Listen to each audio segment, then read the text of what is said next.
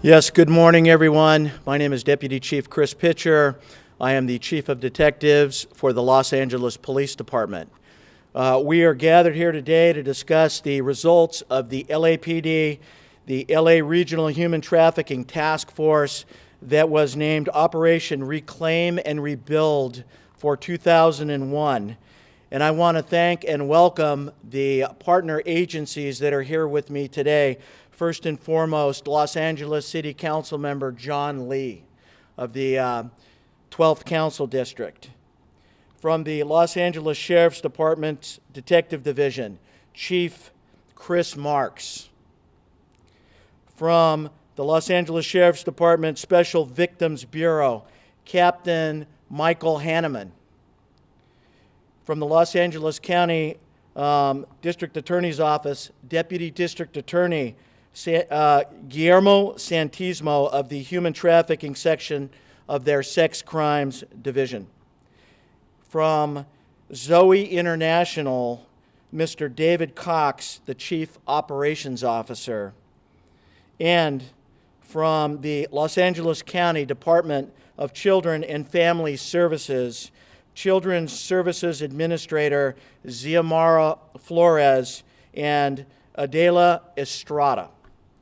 So I want to thank everybody, and we are going to be discussing once again Reclaim and Rebuild 2001. We are going to talk about the results of this annual statewide law enforcement operation where traffickers deny nearly 25 million people their fundamental rights to freedom, forcing them to live in enslaved and financially exploited circumstances.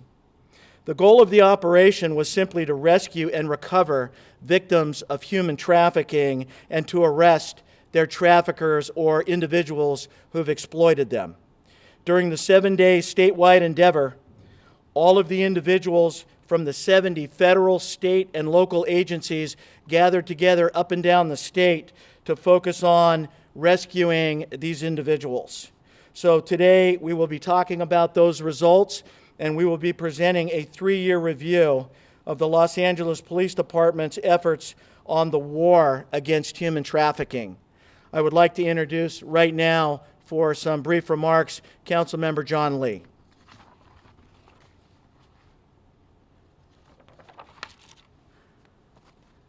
Thank you, Chief. I'm proud to be here today with representatives from the LA Regional Human Trafficking Task Force to highlight the success of this year's Operation Reclaim and Rebuild. More detailed information about the results and the accomplishments will be shared later. I want to be here to really discuss Operation Reclaim and Rebuild and to highlight how this is an example of unprecedented interagency cooperation and collaboration between different law enforcement. Also, the justice system, victim advocacy organizations, and nonprofit service providers. They come together to fight human trafficking in their actions, not just last week, but every single day. Human trafficking, unfortunately, it sounds like something that happens somewhere else or over there. Unfortunately, this is an unfortunate reality right here on U.S. soil, where the trafficking of people for profit increasingly involves U.S. citizens. California is one of the largest sites of human trafficking in our country, with Los Angeles still a hotbed of activity, where now criminal street gangs have gotten involved because it has become more lucrative than trafficking weapons and drugs. Thanks to landmark legislation passed two decades ago, the federal government implemented a coordinated approach to combat human trafficking, both domestically and internationally, and the support and partnership of local law enforcement is a critical part of this effort. Law enforcement agencies like the Los Angeles Police Department, Los Angeles County Sheriff's Department are key players in helping to identify and report potential trafficking victims and trafficking activities, and they gladly take on this responsibility on top of everything else that they do to strive to protect and serve the residents of Los Angeles.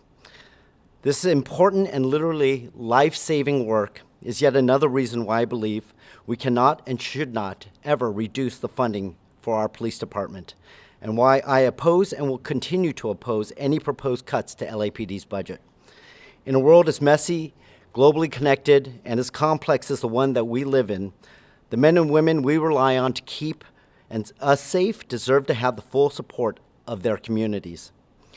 With an increase in gang-involved human trafficking cases, it is more important than ever for our police department to have the proper resources and funding to continue this fight against human trafficking and all other crimes in the 21st century.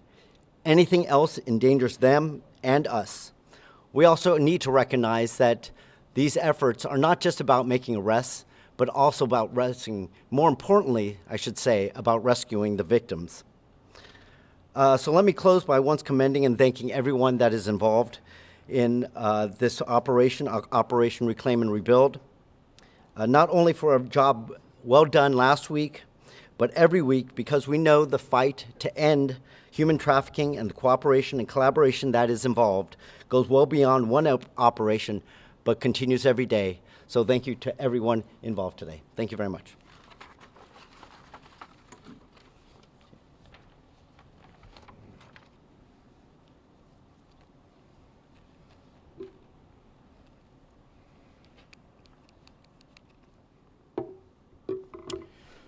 Thank you for your remarks, Councilmember Lee.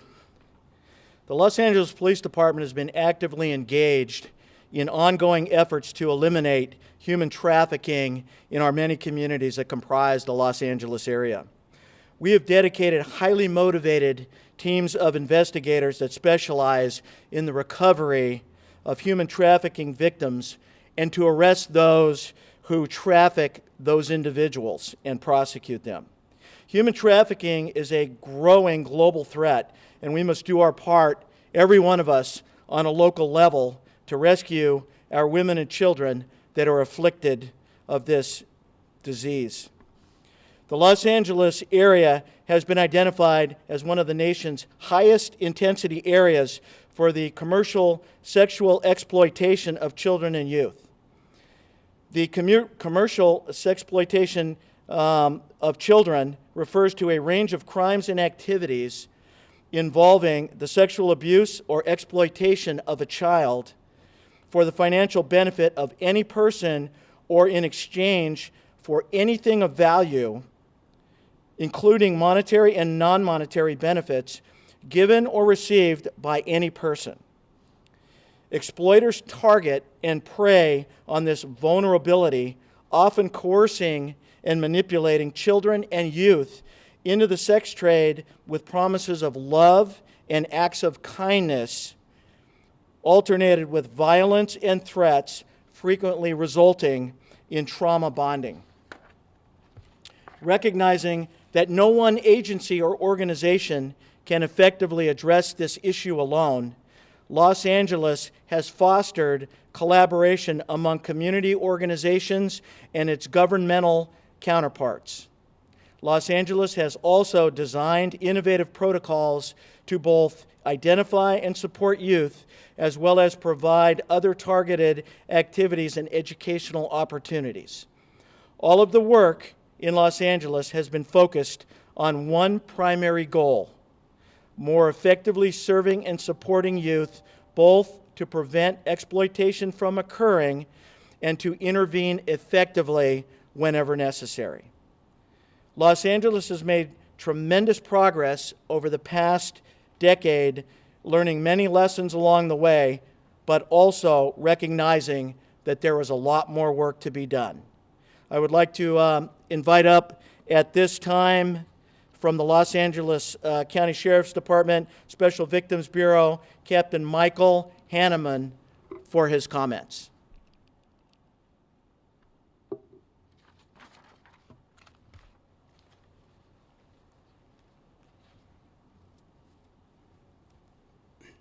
Thank you, sir, and thank you for having me here this morning. First of all, I'd like to discuss some of the results that we had over the course of this week during this year's Operation Reclaim and Rebuild. You should have a slide presentation that first shows a general overview of our arrests that took place during this week, and I remind you that this is only during this week. These are still operations that take place 365 days out of the year as well. But of these arrests, you'll see that we had 450 arrests Of those arrests, 399 were misdemeanors and 51 were felonies. You'll also see that there are 17 different agencies and task forces identified as to what their results were during that week. Of that 17 agencies and task forces, that also includes 93 different entities, law enforcement as well as affiliates. We want to thank all of them for participating and being able to put together their efforts during this week, because several of our other affiliates were not able to do so this year because of obvious budgetary situations that are going on throughout the state, and as well as the COVID situation. The second slide you should be looking at, it'd be a 7-day general overview of the rescues. The rescues during this week, we rescued 39 different people. 39. 13 of those were juveniles, and 26 of those were adults. Now, going on to the third slide, that'll give you a complete breakdown of the charges, or the actual crime levels, and the different roles of the suspects that were perpetrated into that.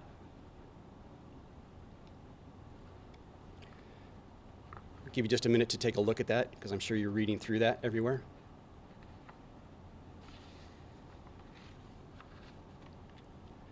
And I'm assuming that this will be posted on the website as well so that they can still see these. Okay. And again, I'd like to thank all the different agencies and the affiliates. And now it is my pleasure to identify 4 of the significant incidents that we'd like to identify that took place during this year's Operation Reclaim Rebuild event operation this year. First of all, on January 26th this year, investigators from the San Luis Obispo County Counter-Human Trafficking Team were answering online sex ads as part of a statewide effort to curb human sex trafficking under the umbrella of Operation Reclaim Rebuild. Detectives answered a sex ad in which a female appeared to be very young, likely under the age of 18. Ultimately, a date was arranged and the female subject from the photographs in the sex ad arrived. The female was detained, and after a significant investigation, she was determined to be a 15-year-old at-risk missing juvenile from the state of Nevada. Investigators identified a male suspect who was loitering in the area, and when detectives attempted to contact him, he fled the area. A brief vehicle pursuit ensued, and the suspect was later detained. Subsequent investigation, the evidence obtained from the traffic stop revealed the subject was in fact trafficking the 15-year-old, and a warrant and criminal filing will be sought for the traffickers. San Luis Obispo County's District Attorney's Victim Witness Assistance Program provided services to the victim. On January 28th of this year, Sacramento Police Department assisted Elk Grove Police Department with an operation focusing on child molesters and traffickers. During the operation, detectives located a sex advertisement of a 21-year-old adult. Detectives had previous knowledge from a previous case that the victim was developmentally delayed. Detectives set up a date with the victim in hopes she would be dropped off by the exploiter. The victim was indeed dropped off by the exploiter, a 20-year-old female suspect. The suspect was successfully detained. Follow-up investigation led to the suspect being arrested and booked for Penal Code 236.1b, which is human trafficking. The victim was taken to a safe house and connected with our human trafficking advocacy group, Community Against Sexual Harm, also known as CASH. Also on January 28th of this year, Los Angeles Police Department's 77th Division vice officers observed 3 young female-looking individuals engaging in possible commercial sex activity at the intersection of 76th Street and Figueroa in the city of Los Angeles. 2 of the females appeared to be of Asian descent and the third African American. While continuing their surveillance on the females, they observed a vehicle approach them. Soon the 3 females entered the vehicle and drove away. Officers conducted a traffic stop on the vehicle and detained 3 male Hispanic individuals and the 3 female commercial sex workers. All parties were transported to the 77th Division Station. The 2 female Asians were identified as minors. As a result of vice investigators' experience and knowledge, they were able to determine one of the male occupants of the vehicle was trafficking the 3 females.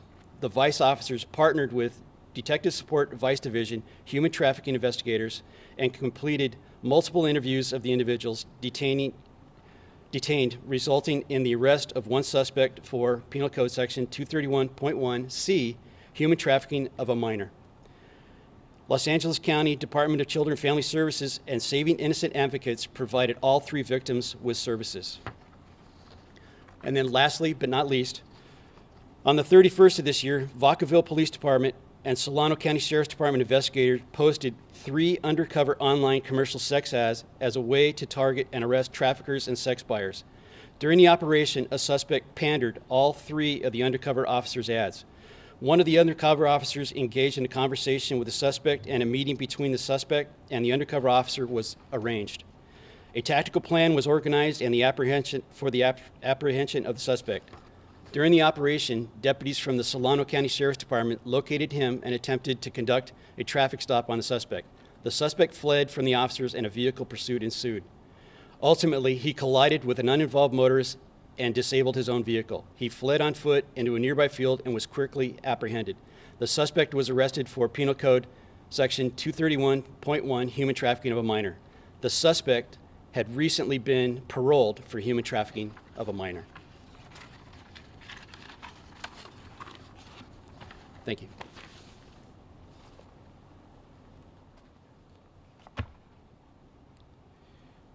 Thank you very much for your comments, Captain Hanneman. Much appreciated. So I was asked last year at the press conference, we hear great arrests, great investigations, but what happens in the aftermath of these events? And so I've got 3 short stories as to what happens to the victims and the suspects that were arrested during these individual investigations. And these are all from 2020. In 2020, a joint human trafficking of a minor investigation was conducted jointly by LAPD and LASD investigators. They determined that the suspect had attempted to murder 2 juvenile female victims by strangulation. The suspect had violently strangled the victims due to them refusing to continue to work for them as a commercial sex worker.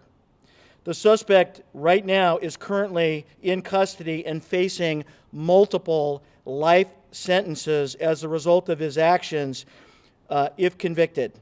The investigators identified and recovered 3 minors during this investigation. All 3 minors received critical and valuable services and are on their way to recovery.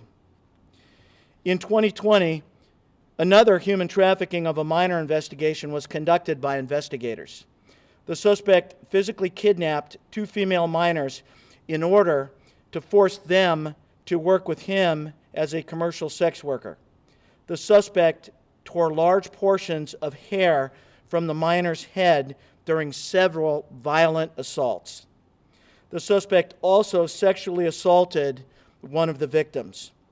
The suspect was found guilty of human trafficking of a minor with force and rape of a minor as an additional charge. The suspect received a 27-year to life sentence for his actions. Investigators identified and also recovered 2 minors during this investigation, which were also provided critical services to aid in their recovery. And the last story that I'd like to share with you today is in 2020, also a human trafficking of a minor investigation was conducted involving 3 Grape Street gang members. The suspects had forced a 17-year-old female to work for them as a commercial sex worker. Upon refusing to continue to work for them, she was kidnapped by force and then stripped naked in broad daylight.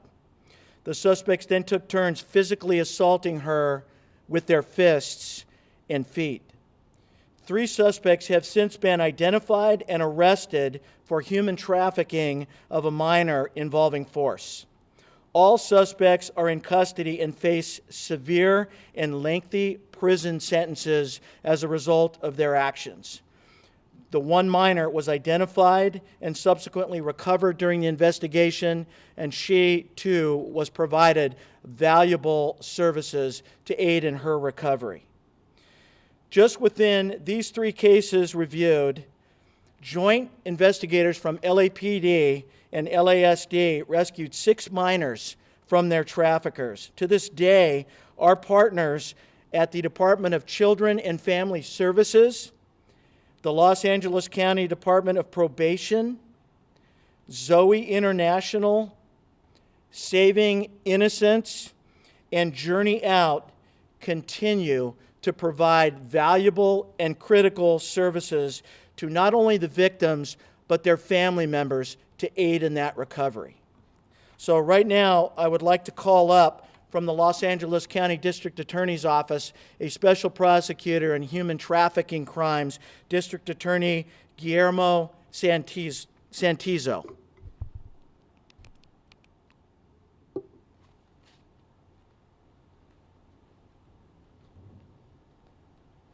Good morning. Thank you. I would like to first of all thank the Los Angeles Police Department for inviting the LA County District Attorney's Office to this press conference. I'm also joined here with our Chief of Staff, Victoria Adams. The tremendous result we saw with this year's Operation Reclaim and Rebuild is once again proof that great partnerships and a common effort are crucial to addressing sexual exploitation. As the supervising attorney of the Human Sex Trafficking Section, I am proud to be part of this collaborative effort. The Human Sex Trafficking Section is responsible for prosecuting the majority of human sex trafficking cases in Los Angeles County. And we work tirelessly with the LAPD, the Los Angeles Sheriff's Department, many other law enforcement agencies, and many victim advocacy groups to combat sexual exploitation that occurs in our communities.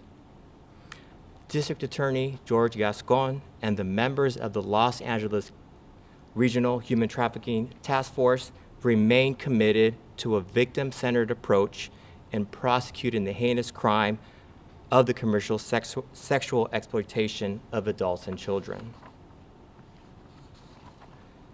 The specially trained and experienced prosecutors and victim service representatives in the Human Sex Trafficking Section work closely with victims to ensure that they are not re-traumatized during the criminal process and seek to provide them with the support they need to courageously testify against their trafficker. The same prosecutors that seek to empower these victims are also ensuring that traffickers are accountable for luring children and adults and forcing them to sell their bodies to strangers on the streets of Los Angeles. Let me make clear, the District Attorney's Office will not tolerate the trafficking of minors and adults. Throughout the last 3 years, the District Attorney's Office has worked closely with the LAPD, and numerous human sex trafficking related cases have been filed.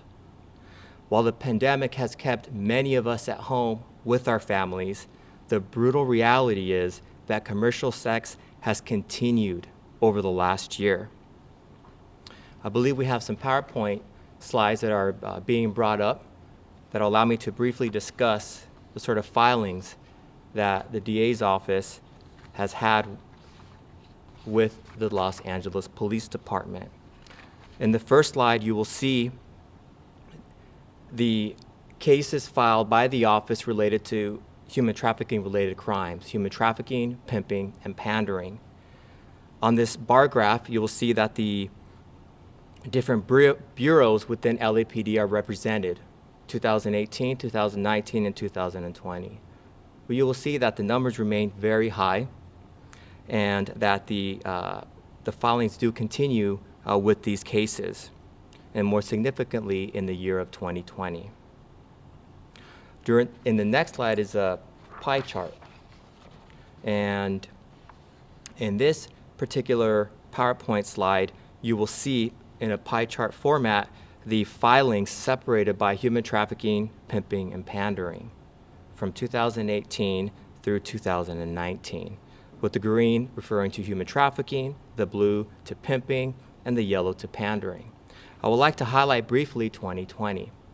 While looking at the year 2020, the numbers do appear to be lower than years prior. I guarantee you, ladies and gentlemen, this is not because commercial sex activity has lowered in 2020.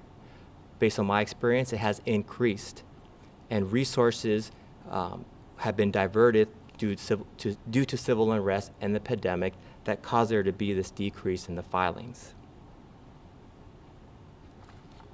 this is a good opportunity to highlight a few cases that the District Attorney's Office has just filed during this last week that have arisen out of Operation Reclaim and Rebuild. And these are cases that were investigated by the well-skilled and experienced investigators from the LAPD.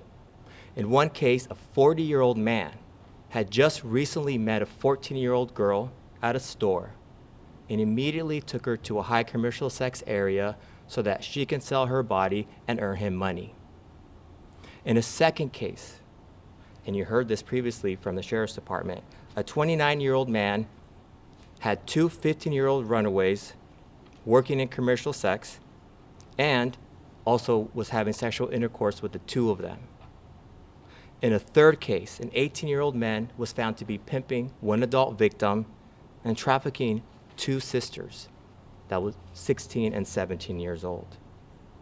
I do anticipate that with further investigation by law enforcement, we will receive more cases to consider for filing that have come from Operation Reclaim and Rebuild.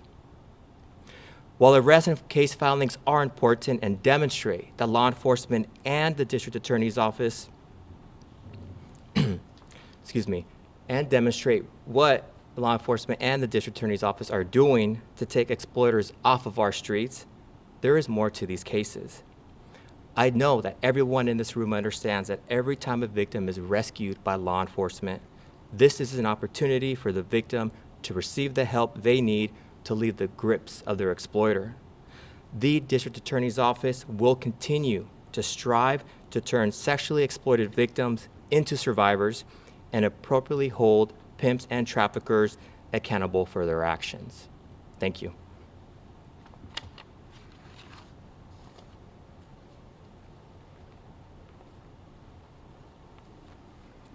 Thank you, Deputy District Attorney Santismo. So what happens to the victim after they are rescued and taken into custody? To discuss that is Chief Operating Officer of Zoe International, Mr. David Cox.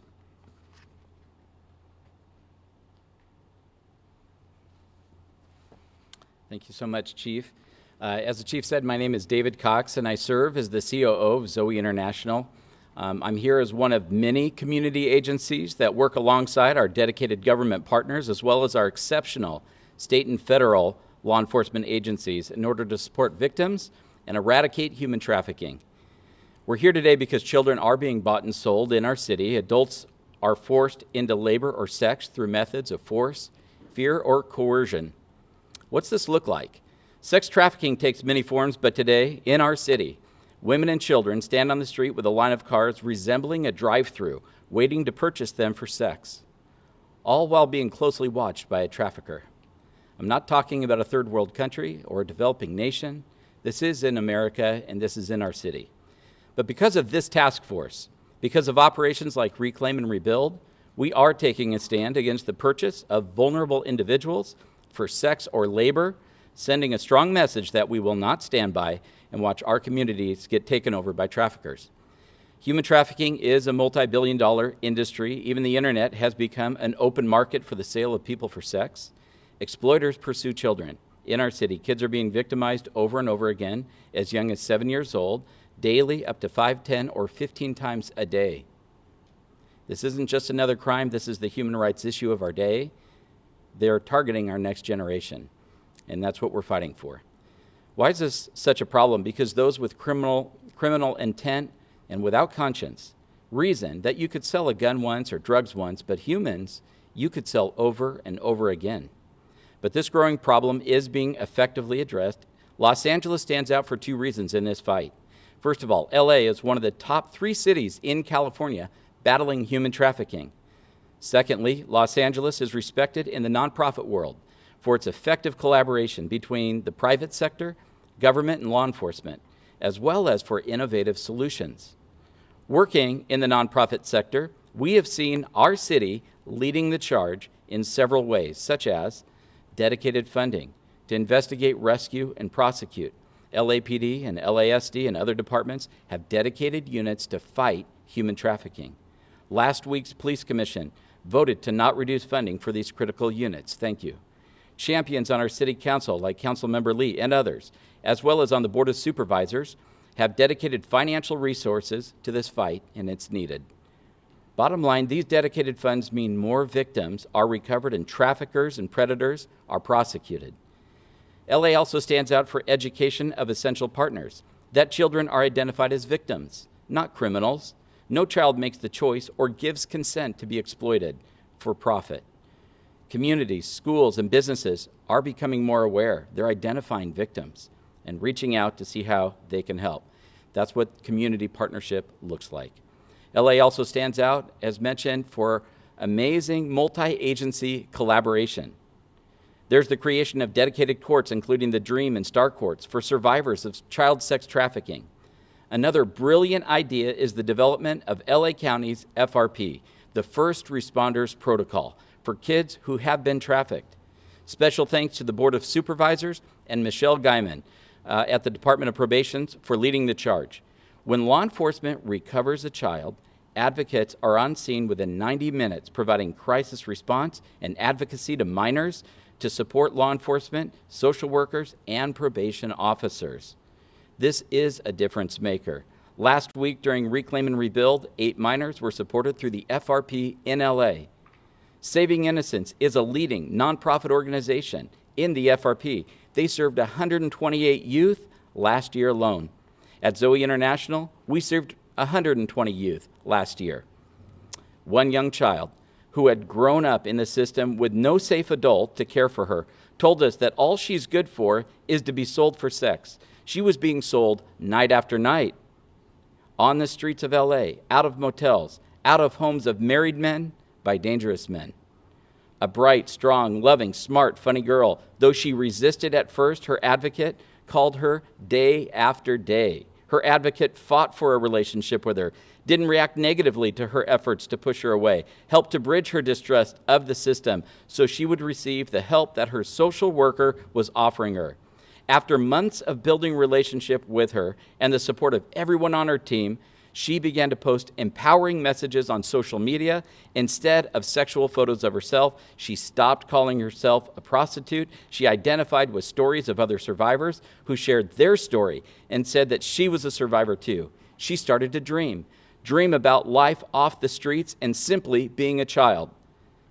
And with the support of law enforcement, the trafficker was prosecuted and sentenced to prison. So LA is leading the charge, and finally, leading in nonprofit innovation. The FRP was an example. Providing homes for trafficked youth is another. In fact, at Zoe International, we are opening a safe, specialized home for girls who have been trafficked, just like the girl I mentioned, providing a place to rest and heal and to be children again. A trauma-informed home with individualized attention. But this is just the tip of the iceberg. There are so many outstanding, effective organizations working in Los Angeles that do prevention, case management, advocacy, legal services, and safe housing. For example, Journey Out and CAST are leading in services to adult survivors of human trafficking. This collaboration is working. Los Angeles is innovating, and we are winning in new ways. In 2020, you know what people wondered? They wondered if human trafficking would reduce during COVID. This was not the case. Why? Because while we continue to adhere to social distancing, traffickers don't. Traffickers are in fact getting bolder. Therefore, we need effective prosecutions of traffickers and buyers. The reality is traffickers are not going anywhere, and neither are we. We will be there for the survivor in the middle of the night. We will continue to link arms with partners, and we won't stop until this fight is over. Thank you very much.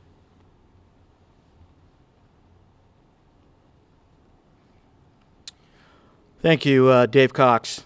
Thank you for your comments. And finally, here to discuss the perspective of the rescued victim from the Los Angeles County Department of Children and Family Services, their Children's Services Administrator, Xiomara Flores.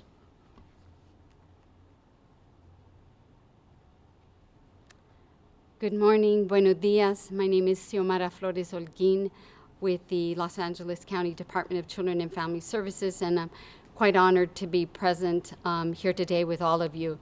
Deputy Chief Pritchard, thank you very much for the invitation. Detective Mario Gallegos, Captain Hanneman, DA Francisco. We are all partners in this fight to protect our children of commercial sexual exploitation. I'd also like to thank the Board of Supervisors, my director, Bobby Cagle, as I represent the 7,000 social workers at the largest child welfare agency in the country. The Department of Children and Family Services covers LA County. We respond 24 hours a day, 7 days a week to children that have been recovered by law enforcement.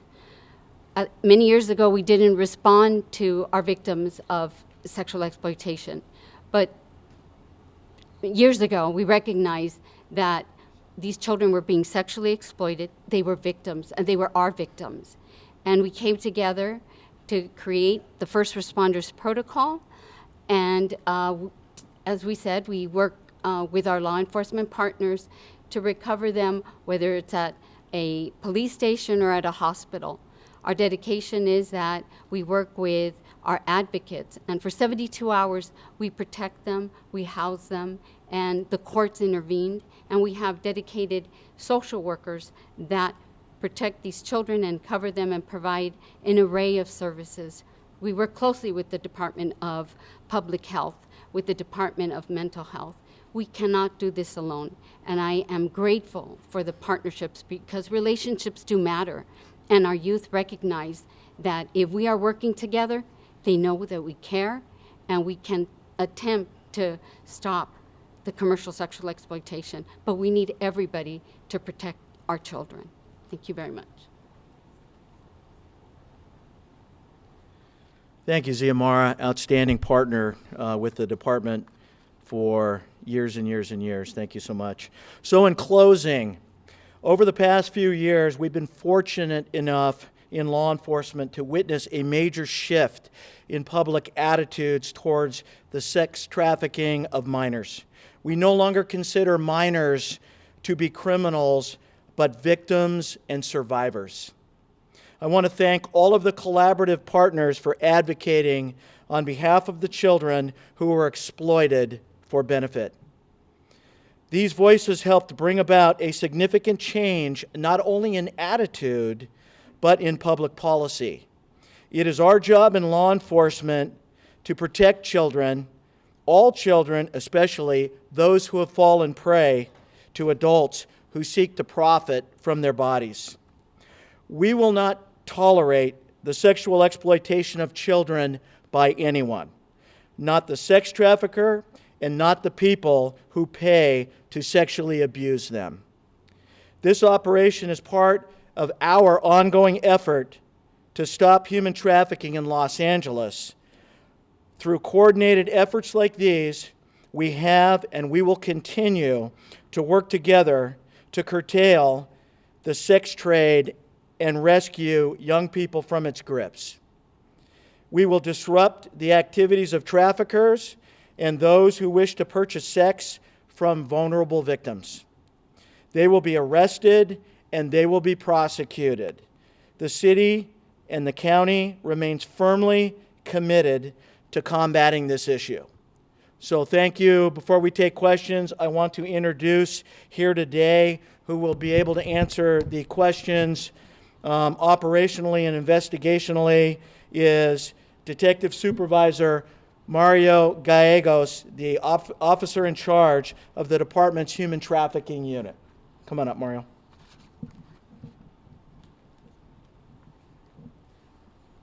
Yes, good afternoon. All right. We have questions from some of the people involved in here. Christina Gonzalez from KTTV, Fox 11. Specifically, when the victims are found and the arrests are made, what happens to these victims in the immediate aftermath? How long are they held, protected? Is there a defined way in which they are treated following their rescue? Yeah, so specifically we have a partnership with probation and DCFS and multiple agencies called the First Responder Protocol. And what that in essence means is when a child is recovered or found, law enforcement takes her to a safe location, whether it be a police station, and multiple notifications are made. So DCFS social workers come in, our advocates respond, the investigators respond, and a multi-agency response kicks in. and that child is then interviewed. They're provided with fresh clothing, sometimes even snacks, food. We speak with them regarding if they need medical treatment. That's done within the first 45 minutes to 6 hours. We want to get all of that treatment, all of those resources to that child. Now, depending if the child has any type of outstanding warrants, that child may be detained. Now, if the child has no warrants and there is no warrants in the system for her or him, then that child is then placed by our partners at DCFS. They're already on scene. They're already speaking to the child, and they're already making notifications, trying to find a safe place for this child. Normally, when these children are brought off the street, you do this initially. When DCFS gets a hold of them, is there a prescribed period of time where they're allowed to work and to place these people and to stay with those people to make sure they don't go back out on the street? Yeah, so our process is basically we respond within 90 minutes.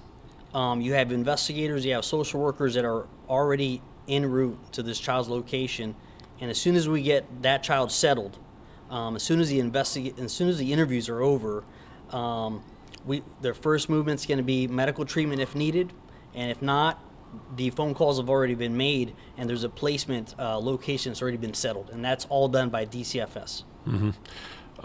There's a question that we had here from Christina indicating that has the pandemic really had any kind of effects up or down in the number of arrests that we've had for human trafficking? Again, there were the thoughts, Chief Pitcher pointed it out, that everyone and crime itself seemed to have dropped off because of the pandemic, but this seems to have gone up. Is because these people don't have any fear, or is there a logic in which they are looking at the crime they're committing and saying, go ahead and do it? Well, our human trafficking investigations have gone up overall. A lot of that has to do with we have a lot of children that are no longer in school. So they are now more subject to being pulled in by our predators, our traffickers, into this lifestyle.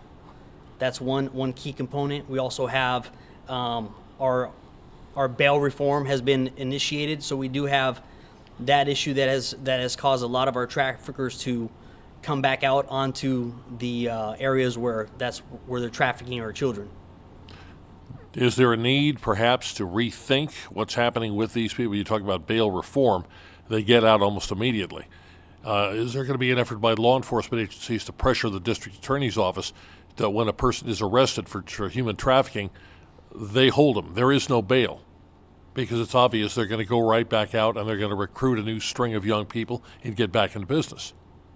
That might be something Chief Pitcher might want to answer to.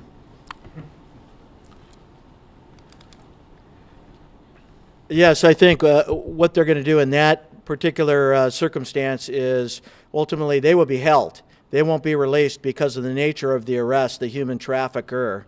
Once they are arrested and they are taken, they are not going to be out on zero bail. That is not the type of charge that would allow them to be put back out on the streets. They would have to go through that bail procedure, and ultimately, based on the scenario for which they are arrested, they may be held with no bail, depending upon the acts of violence or the criticality of the incident they were arrested for. I don't know whether the detective would care to issue a thought on this one or whether the DA. What's the percentage or the conviction rate once you get these investigations done and they bring these people in and they're tried? Is it what, 30%, 40%, higher? Do we know?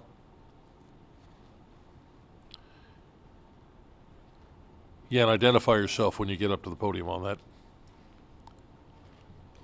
Hello, Guillermo Santusa from the DA's office.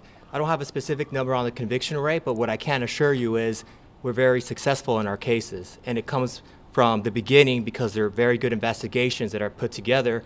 And then when they come to one of our experienced prosecutors in the office, they know how to put that case in front of a jury. In your mind, or anyone up here, is there any reason why we think to be seeing more arrests and more human trafficking cases come to fore? Is it more public awareness? Is it the availability of detectives to do this? Is it a focus by political leaders who realize this is something that's been ignored for far too long? I think it's a confluence of all three things. I think it's, the COVID issue that ultimately lets the children out on the street and they fall subject, to the traffickers. I think there is a greater awareness and more support on behalf of the public. They have changed the attitudes. There are more agencies, outside that come to support this. And with the elected officials, they are there to support. They clearly understand the criticality of the situation too. They support not only in terms of legislation, but monetarily the efforts to end this. So I think it's a confluence of all three things. No further questions at this point. Great. So thank you, everybody. Thanks. I think that's going to conclude the press conference, and thank you to all the participating partners. Thank you so much.